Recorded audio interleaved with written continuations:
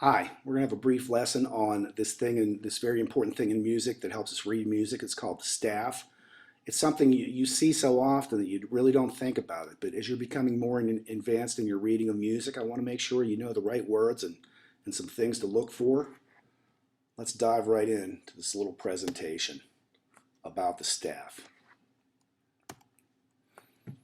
There's a picture of the staff. It's really a very simple thing. It's just a series of parallel lines, horizontal parallel lines. If you count them, there are 5 of them. 1, 2, 3, 4, 5. And we'll also look at the spaces in between those lines. In this case, there are 1, 2, 3, 4. The staff, it has 5 lines.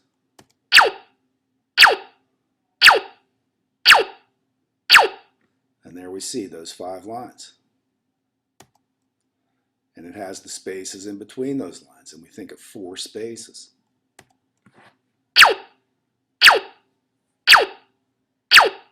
So there we see those spaces in between the lines.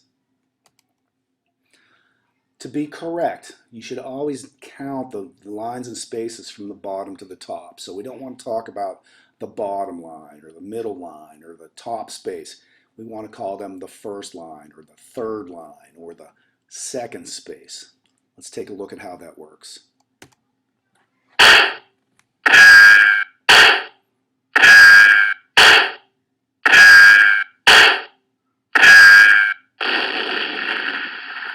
So there we see with my silly little sound effects, the 5 lines counted from the bottom to the top, the first, the second, the third, the fourth, the fifth line, and the in-between spaces, once again, counted from the bottom up. The first space, second space, third space, and fourth space. Once we understand the staff and the staff lines and spaces, we're going to break them up into smaller pieces, and those smaller pieces are called measures. And we break the staff into measures by these other lines. These lines are going to be vertical lines called bar lines. Let's take a look.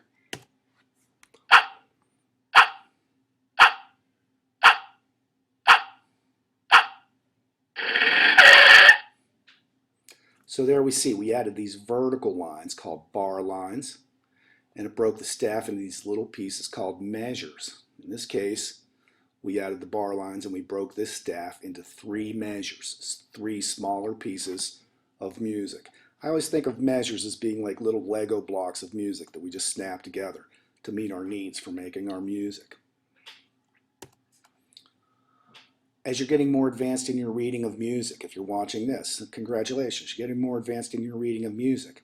And you're going to see these things called double bar lines. They're going to look a lot like regular bar lines, but there's going to be 2 of them.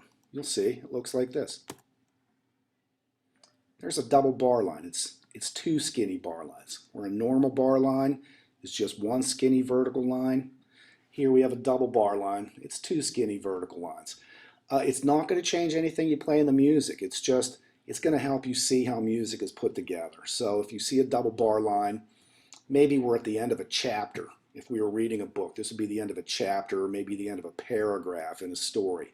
And it's going to warn us, hey, something different is going to be happening in our next chapter. You know, maybe the time signature is going to change, or maybe the tempo is going to change. So it's this visual reference that helps us realize things are happening in the music. It's not going to change how we play at all. It just helps our eyes see how the music is structured.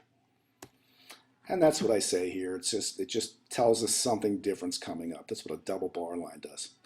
There's one more special bar line, and you'll recognize this too. It's called the final bar line. There are some music teachers who call this a double bar line, but it's different and it functions differently and it looks different. So we're going to call this a final bar line, and it looks like that on the right hand side. It's 2 lines, vertical lines, except this time one of them is skinny and one of them is thick. Sometimes you kids will see dots added to it. That's something different. We'll talk about it later. But this is a final bar line. And like the name says, it's the final bar line. It is the end bar line. Its job is to say, this is where the music is over. This is where the music stops. You play until you get to that final bar line where it says the end. All right, let's conclude and review everything we've learned so far about the staff. So we've learned the staff has 5 lines and 4 spaces. We always refer to them counting from bottom to the top. The lowest staff line is the first. The next staff line up is the second line. The middle line is the third line. The next line up is the fourth line. And the top line of the staff we call the fifth line. And same with the spaces. We number them from the bottom to the top. The staff is going to be broken into these smaller pieces called measures. And the lines that break the staff into measures are called bar lines. Those skinny vertical lines, single skinny vertical lines. Every so often you're going to see these things called double bar lines, the 2 skinny vertical lines. Once again, I liken that to the end of a paragraph or the end of a chapter if we were reading a book. And once and only once at the end of a song, you're going to see a skinny line and a thick line, both of them vertical. It's called a final bar line, and its job says you are at the end of the song.